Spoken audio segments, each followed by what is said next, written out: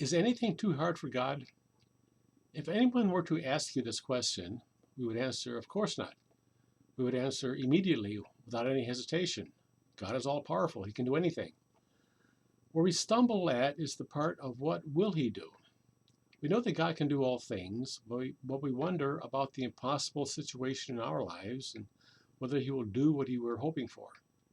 In our verse, God is the one who asks the question, and the circumstances are significant. When Abraham was 75 years old, God promised him that he would make a great nation through him, a nation through which God would bless the world. God didn't have any children yet. No problem, there's still plenty of time. Turns out that God waited 25 years to give him that child, and he waited until Abraham's wife was unable to have children. The circumstances under which God told him that the time had come were both strange and noteworthy. The Lord appeared to Abraham along with two angels as ordinary people passing by looking for a little hospitality. Hebrews 13:2 says, "Do not neglect to show hospitality to strangers, for by this some have entertained angels without knowing it."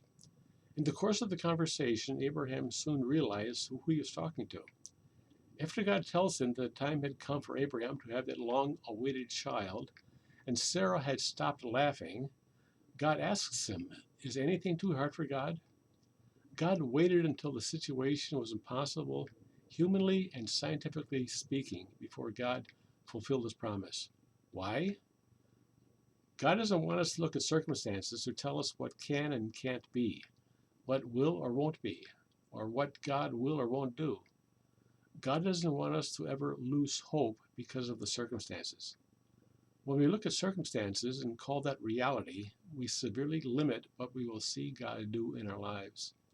Something else happened in that conversation with God. God shared with Abraham something that he was about to do.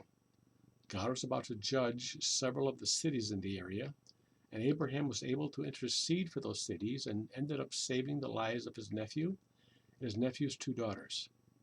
And all this happened because he took the time and showed the concern to be kind and helpful to a couple of strangers.